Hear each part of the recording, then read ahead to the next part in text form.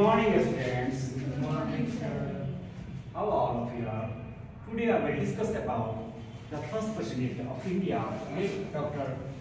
Rajendra Prasad. You know, this is बात करिए master साहब आपको समझ में नहीं क्या हो this is the birthplace of first president of India, Dr. Rajendra Prasad. Oh, this is disgusting. This kind of festival.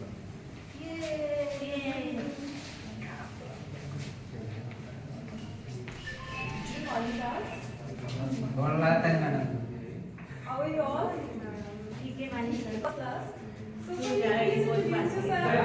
What's your name? Madam क्या बोलते हैं हम लोग समझ में नहीं क्या हमारा नाम राहुल था madam So tell me more about you. क्या बात है मैडम कौन सी Asking, tell me more about yourself. क्या खाना मैडम हमारा नहीं क्या समझ में क्या बात है पूरा गाड़ी एरिया का है ना गाड़ी एरिया एगरा को एरिया नो एगरा को एरिया गाड़ी दे गलिए तो रहे ये करते हैं का जने बड़बड़ा के जाते दिलो आवते नहीं ये भाई ने आइले ने बच्चों जो शिक्षक आ रहे हैं आपको गाली नहीं दे रहे हैं, आपको पढ़ा रहे हैं, इसलिए आपकी जो मदर टंग है उसमें बात नहीं कर रहे, इसलिए आपको समझ में नहीं आ रही है। तो बुझाई अब जो बातें होगी सब समझ में आएगी आपको। ए रउआ पढ़े बोल दिया उंगा खेत के पानी सुखला ये पढ़े नाम कहाँ लेके जा रहे हैं बच्चों को? हमरा खेत के पानी से पढ़े पढ़े आ के बोले ना के रउआ मास्टर के बोले लो नाम पढ़े बोलो कलेक्टर बोलो नहीं बच्चों को ले जाइए मत। आप मजदूर इसलिए आप खुद मजदूर हैं, बच्चों को भी चाहते हैं मजदूर बन जाए। ये कलेक्टर बनवा दें का अरे मजदूर नहीं बनेगा बच्चा, चार बॉयल करके चार बॉयल के बराबर के लिए खटल होनी नाम पढ़े चल आई बच्चों को ले जाने की कोशिश मत कीजिए। सरकार इधर देती है पोशाक देती है, किताब देती है, कलम देती है, ये लोग घर में नहीं जाके काम करा होता है। सब लोग घर लेके जा रहे हैं, बस तमाम तरह की उपलब्धियां दे रही है। आओ सारी गन धो लेता हिसाब कर लेता नहीं ना पढ़े आओ बच्चों आ जाओ। जाएगा तो प्यार है अरे फालतू दिन भर काम करा पहले के लोग के काम फुर्सत नहीं थे भौगोलिक दृष्टिकोण से भारत एक विविधता वाला राष्ट्र है, जिसके विभिन्न भागों में अलग अलग संस्कृति, रंग, रूप और भेष भाषा के लोग रहते हैं। लेकिन जब हमारी शिक्षा की बात होती है तो हमें एक ऐसी शिक्षा देनी है जिसमें सभी को समग्र रूप से और समझ पैदा हो, और क्षेत्रीय आधार पर हमें शिक्षा देनी चाहिए, जिससे न केवल हमें अपनी संस्कृति से जोड़े हुए रहता है, बल्कि हमारी समझ अपनी संस्कृति को, विरासत को बचाए रखने में मदद करता है।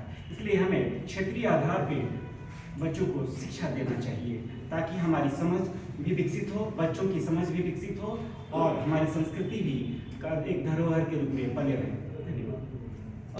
वो उन्होंने ये प्रावधान है कि उनकी जो शिक्षा है वो मदर टंग में दी जाए, ताकि या तो फिर बच्चे या फिर भाषा सीखे या फिर पहले ज्ञान दे। इसलिए पहले सबसे पहले मदर टंग में अगर बच्चों को शिक्षा दी जाती है ज़्यादा ग्रहण करते हैं। आप देखेंगे कि कई से देश हैं जहाँ पे मेडिकल तक की पढ़ाई उनकी भाषा में की जाती है। अंग्रेजी तो कोई जरूरी नहीं, लेकिन उनकी भाषा में जो उनकी जो है उस देश की भाषा उसमें मेडिकल तक की पढ़ाई होती है। यहाँ पे हम उसी तरह है, बच्चों को जो शिक्षा है वो मदर टंग में देते हैं तो बच्चा जल्दी से सीखता है किसी चीज़ को। तो हमने यही दिखाया कि टीचर जो आए और ये अंग्रेजी बोल रहे हैं और बच्चों तक वो ज्ञान पहुँच नहीं पा रहा है, टीचर बोल क्या रहे हैं बच्चे समझ नहीं पा रहे हैं, ये चीज़ सिखाना था। और दूसरी बात थी कि जो गार्जियन है वो उस तरह से एक्टिवेट नहीं हो रहे कि मतलब कि बच्चों को हमेशा रेगुलर बच्चों को स्कूल भेजा जाए। जब भी काम का समय होता है, आमतौर पर सभी लोग जानते होंगे, जितने लोग यहाँ बैठे हैं आपने देखा होगा अपने विद्यालय में कि जब भी काम या गेहूं की कटाई हो या फिर धान विद्यालय में उनको जो बच्चों की आज पढ़ाई हो रही है वो विशेष रूप से मातृभाषा में ही दिया जाए तो अच्छा रहेगा, जिसमें हमारी सरकार भी नए समय में नए पॉलिसी लाती है। जैसे NEP 2020 में लाई कि इसमें जो शिक्षा दी रही है बच्चों को, उसमें पेरेंट्स को भी सहभागिता बना रही है, ताकि पेरेंट्स भी रहें, टीचर भी रहे और स्टूडेंट भी रहे, और इसमें जो विकास हो बच्चों का वो सर्वांगीण विकास हो। एक तरह के विकास करने से बच्चों का विकास नहीं हो, बच्चों का जो विकास हो वो सर्वांगीण विकास हो, व्यक्तिगत हो, खेल हो, अन्य तरह की विकास हो। लेकिन RT 2009 में जो पॉलिसी आई थी वो इस पर जोर दे रही थी कि बच्चों की नामांकन बढ़ा दी जाए। जो उच्च शिक्षा, जो उच्च क्लास है उसमें नामांकन नहीं आ रहा है, नामांकन बढ़ा लिया जाए। जो रेशियो है शिक्षा का पुरुष और महिलाओं को, उसको बढ़ा दिया जाए, जिसे बढ़ने के कारण ये हुआ कि पुरुषों की अपेक्षा महिलाओं की भी संख्या या साक्षरता दर अभी बढ़ रही है और बढ़ने की कगार पर भी है। भाषा की बात करते हैं तो भारत में लगभग 2500 भाषाएं थी। क्षेत्रीय आधार पर पढ़ाई की बात करते हैं तो भारत में लगभग 2500 भाषाएं थी, लेकिन सिमटते सिमटते वो भारत उसकी संख्या लगभग 250 के आसपास हो गई है। इसका प्रमुख ये कारण था कि हमने अपने क्षेत्रीय भाषा को संरक्षित करने के लिए कुछ काम ही नहीं किया।